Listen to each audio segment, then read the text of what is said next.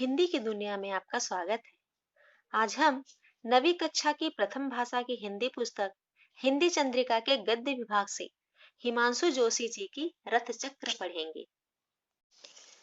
पाठ आरंभ करने से पहले लेखक परिचय पढ़ेंगे। रथ चक्र, लेखक हिमांशु जोशी। लेखक परिचय।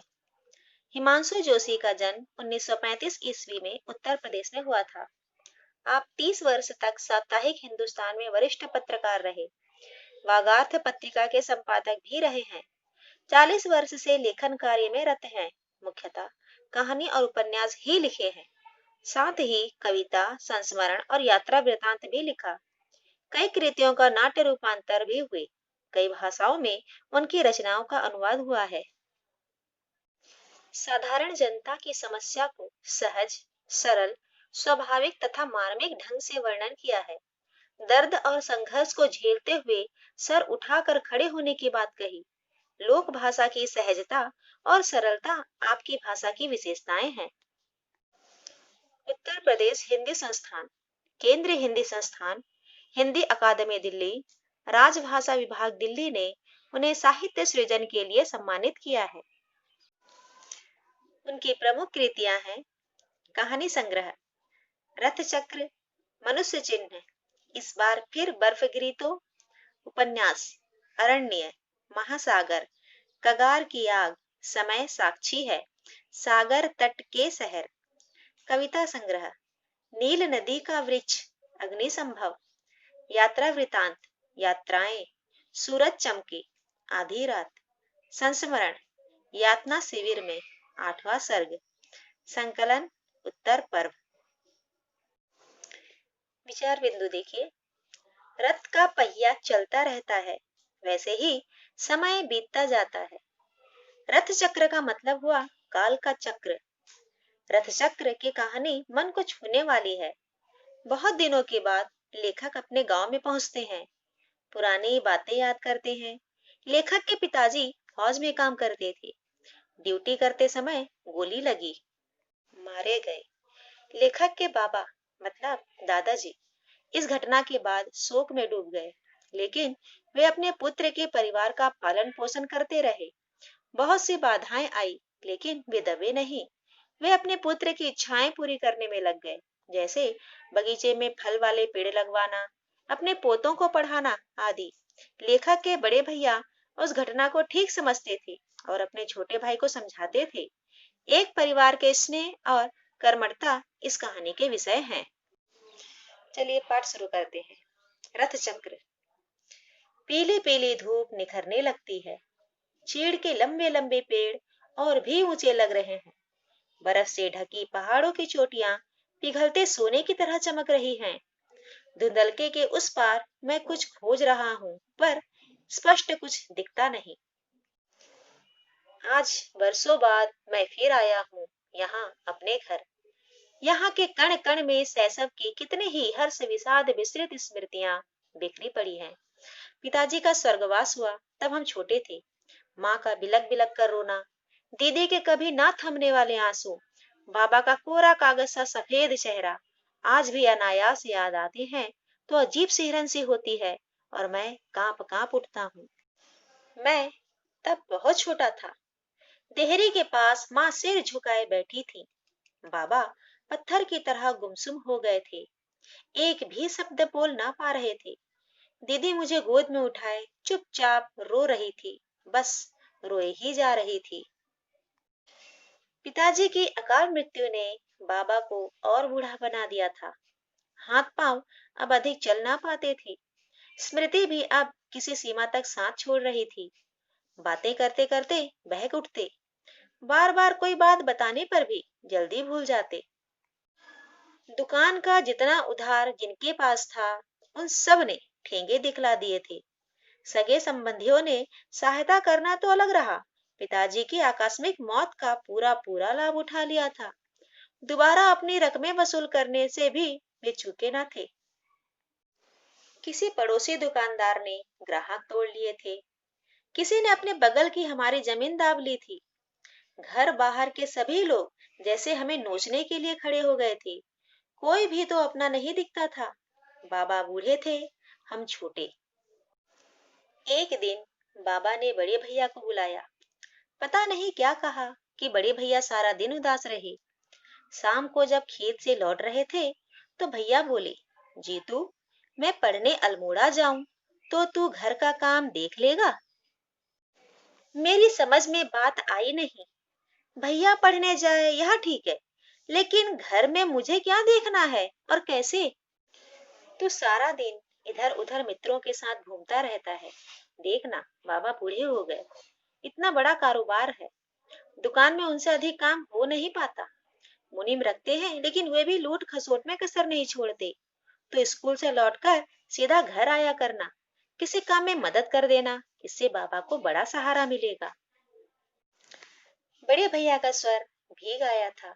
वे उसी बहाव में आगे बोले, ऐसा कोई भी तो नहीं जिसकी हम सहायता ले सके। पिताजी हमें खूब पढ़ना लिखना चाहते थे ना। बाबा कहते हैं कि मैं आगे पढूं। पिताजी जिस तरह सारे काम चलाना चाहते थे वैसे ही सब चले। बाबा का दिल नहीं दुखाना है। मैं खूब परिश्रम करूंगा। तू भी पढ़ने में मेहनत कर। बेकार का घूमना फिरना छोड़कर खाली समय में घर का काम देख। छुट्टियां मिलते ही मैं भी घर आ जाया करूंगा। और बड़े भैया सचमुच एक दिन चल पड़े। घोड़े पर उनका सामान लादा गया। पुल पार तक बाबा लाठी टेकते टेकते उन्हें पहुंचाने गए। बड़े भैया से पता नहीं क्या क्या बातें करते रहे। पहाड़ी इलाकों में सामान लाना ले जाने के लिए जानवरों का इस्तेमाल किया जाता था। बड़े भैया उम्र में मुझसे केवल 3 साल बड़े थे, लेकिन लगता था कि पिताजी की अकाल मृत्यु ने उन्हें बहुत कुछ सिखा दिया था। फिर काम में डूब गए थे बाबा, ना दिन देखते ना रात। कहीं कुछ भी कमी ना आने दी उन्होंने। जिस तरह मेहमान पहले आते थे उसी तरह फिर आने लगे। बहू बेटियां जो भी घर आती बाबा उसी तरह लुटाते जिस तरह पिताजी लुटाया करते थे। पाठशाला और अस्पताल के चंदों में भी अब उतनी ही रकमें दान दी जाती जितनी पहले दी जाती थी। लगभग साल भर बाद बड़े भैया का परीक्षा परिणाम आया तो बाबा की बूढ़ी आंखों में प्रसन्नता के आंसू छलक आए। प्रथम स्थान पाया था उन्होंने। वजीफा भी मिलने लगा था। बाबा सबसे अपने पोते का बखान करते, बहुत परिश्रमी है, बिल्कुल अपने पिता की तरह। वजीफा अर्थात छात्रवृत्ति। मैं स्कूल जाता, घर का, दुकान का, खेतों का काम भी देखता। खाली समय में पढ़ता और एक के बाद एक सीढ़ी पार करता चला गया। कभी एक भी पैसा व्यर्थ में खर्चते मुझे किसी ने नहीं देखा था। 2 बच्चे होनहार निकल गए तो मेरी जिंदगी भर की तपस्या सफल हो जाएगी, बाबा जब तब दोहराते रहे। पास पड़ोस के लोगों ने बगीचे लगवाने शुरू कर दिए थे। बाबा ने भी फलों के पौधे लगाने के लिए गड्ढे खुदवा दिए थे। वे सब किसी को अच्छे फलों के पौधा लाने को कहते। दुकान की छत की मरम्मत करवा, पुताई करवा दी। गौशाला के आगे लंबा चौड़ा आंगन बना दिया था। बड़े भैया छुट्टियों में घर आए थे। शायद उन दिनों बाबा ने सेब और नाशपाती के पौधे लगवाए थे। अरे, इनके फूलने फलने तक तो मैं जिंदा भी ना रहूं। बच्चे तो खाएंगे। हमारा नरेंद्र फलों का बड़ा शौकीन था। आंगन के आगे लगे माल्टों की पौधा वही लाया था चौबटिया से। अब फलने लगे हैं। इस बार खूब फल आएंगे इन वृक्षों पर। बड़े भैया फौज में चले गए। धीरे धीरे उनकी पदोन्नति होती गई। मैंने दिल्ली में नौकरी कर ली। इस बीच बाबा चल बसे। घर में केवल माँ ही रह गई थी, बिल्कुल अकेली। पिछली बार घर आया तो बाबा का धूल और धुएं से ढका फोटो साफ करके मैंने देवताओं के पास रख दिया था। तुम अकेली क्यों रहती हो माँ? मैंने पूछा तो माँ बोली, तो कहाँ जाऊं? तपन का कोई भरोसा नहीं, आज यहाँ तो कल वहाँ। तू शादी करता नहीं। मुझे तो ये डांडे पहाड़ ही अच्छे लगते हैं रे। जिंदगी के कुछ ही दिन और रह गए हैं, वे भी यही बीत जाएं, बस इतनी ही इच्छा है। माँ, तुम अपनी पसंद की बहू ढूंढ लो जो तुम्हारी खूब सेवा कर सके। अगली बार घर आऊंगा तो तुम्हें निराश नहीं करूंगा। भैया को भी तब छुट्टी मिल जाएगी। कुछ दिन पूरा परिवार एक साथ रह पाएगा। बड़े भैया ने फौज में ही काम कर रहे अपने किसी बड़े अफसर की लड़की से शादी कर ली थी। भाभी केरल की थी। पहाड़ों की जिंदगी क्या होती है उन्हें पता न था।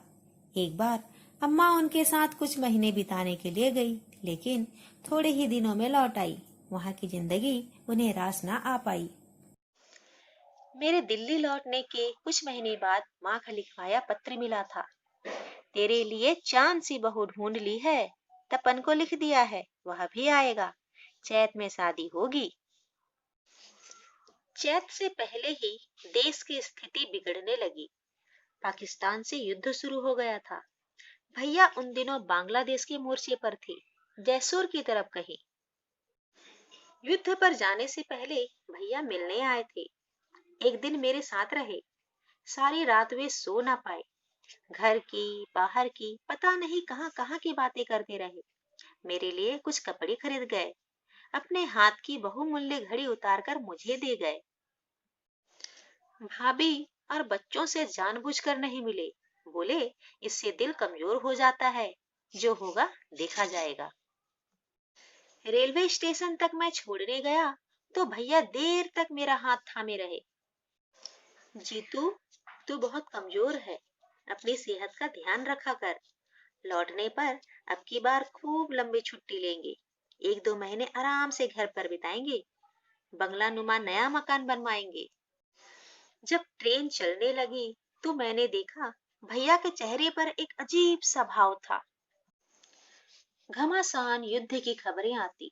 भारतीय सेनाएं मुक्ति वाहिनी के साथ निरंतर आगे बढ़ रही थी, पर मेरी आंखों की नींद ना जाने कहां खो गई थी।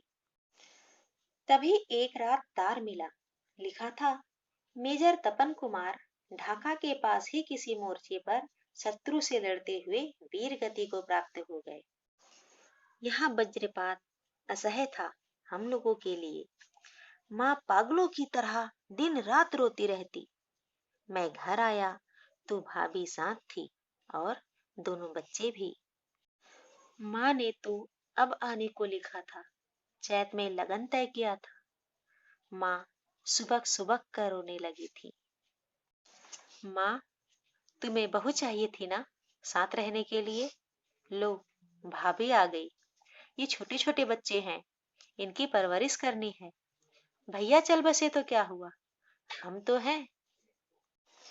माँ चुप हो गई। अपनी होने वाली चांद सी बहू का जिक्र उन्होंने फिर कभी नहीं किया। धूप में चमकता हरा भरा बगीचा मेरे सामने है। वे पेड़ अब बहुत बड़े हो गए हैं, जिन्हें बाबा ने लगाया था। 3-4 साल पहले बड़े भैया छुट्टियों में घर आए थे। कुछ पेड़ वे लगा गए थे, जो अब मेरे बराबर ऊंचे हो गए हैं। दूर कुछ गड्ढे और चमक रहे हैं, जिन्हें अम्मा ने इन जाड़ों में खुदवाया था, जिन पर पौधे अब मुझे रोपने हैं। रथ चक्र। यहाँ रथ चक्र का मतलब है काल का चक्र। जिस प्रकार रथ का पहिया घूमते रहता है, चलते रहता है, ठीक उसी प्रकार काल का चक्र भी घूमते रहता है, कभी नहीं रुकता, किसी के लिए नहीं रुकता।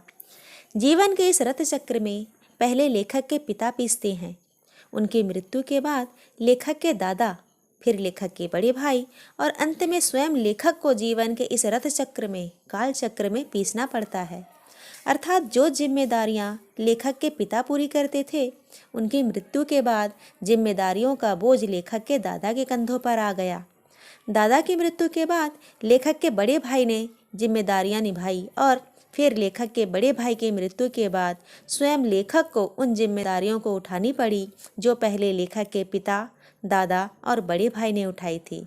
अर्थात जीवन के इस रथ चक्र में, काल चक्र में एक ना एक दिन सबको पीसना पड़ता है। जिन बच्चों के पास पुस्तक नहीं है, वे शब्दार्थ और प्रश्न उत्तर यहाँ से देख के कर सकते हैं। उम्मीद है रथ चक्र की यह कहानी आपको अच्छी लगी और समझ आई। धन्यवाद।